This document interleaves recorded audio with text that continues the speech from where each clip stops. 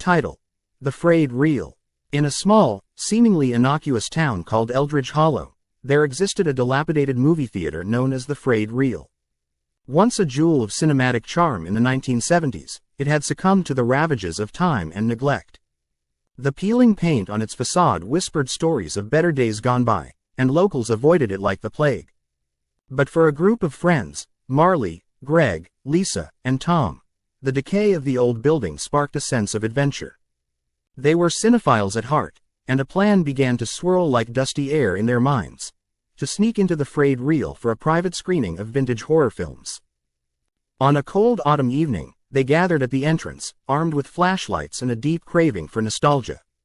The air crackled with excitement and a hint of fear, as gnarled shadows danced behind the theater's cracked windows. They slipped through the rusted double doors and stepped into the theater, greeted by the smell of mildew and the flickering light of a prepped projector.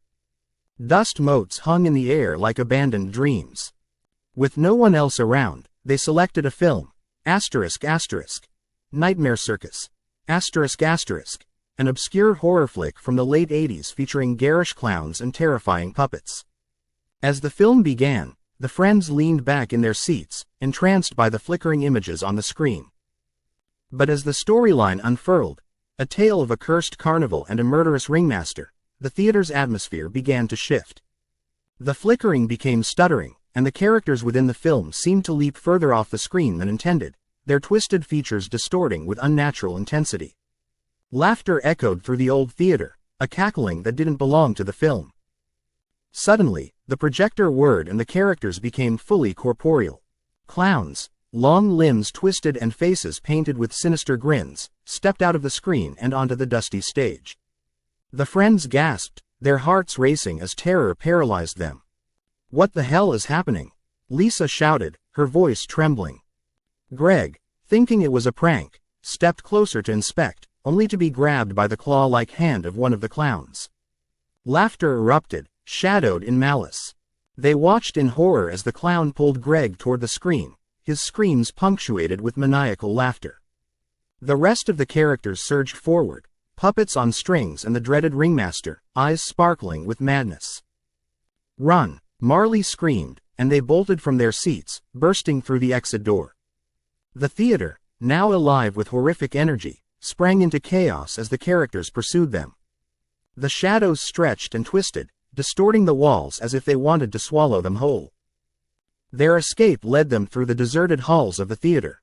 Every corner presented a new nightmare: a sinister puppet clacking its wooden jaw, a ghostly contortionist bending through the walls. The air turned frigid, and the stench of decay filled their lungs. "Back to the projector. We need to turn it off," Tom shouted, guiding them through the labyrinth of horror.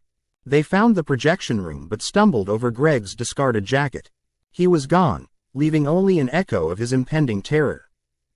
Marley shoved Tom aside as she advanced toward the machine. Hands trembling, she tried to stop the film, but an invisible force pushed her back. The clowns were close, their laughter merging into a cacophony that filled the room with dread. "Do something," Lisa screamed, clutching her head. "They'll take us next." In desperation, Marley grabbed the film reel, tearing it apart with frantic hands. With each rip, the laughter grew louder, the characters dissolving into frenzied shadows, but some remained. The ringmaster grinned, pointing menacingly at them, his terrifying visage lingering as though he could reach out from the screen. Time warped as they fought against the madness enveloping them. Finally, with one last desperate tug, Marley yanked the reel free, and everything fell silent. For a moment, the world held its breath. But the silence shattered with piercing screams echoing from the projection room. They turned, horrified to see Greg emerging from the shadows, his eyes wide and face gaunt, adorned with a smile that was not his own. The ringmaster's laugh still echoed in their minds as he stepped forward, now intent on possessing Greg entirely. "No," Lisa screamed, pushing her friends away as she reached for the projector. "We have to finish this." In a flash, she shoved the torn reel into the projector's clamp. As the characters jerked and distorted on the screen, Lisa activated the projector one last time. The energy shifted, and before her stood the nightmare hellbent on claiming their souls. The shadows morphed, pulling at Greg, but Lisa steadied herself. Fueled by both mercy and vengeance, she stepped forward.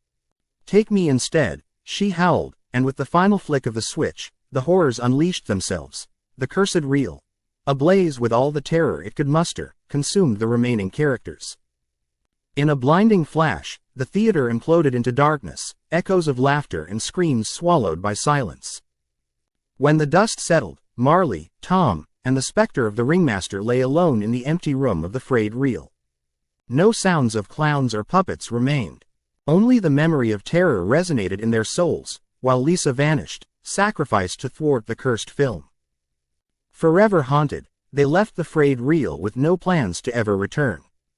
But as they walked away, something flickered in the shadows, and onlookers swore they could still hear the laughter of clowns slipping through the cracks.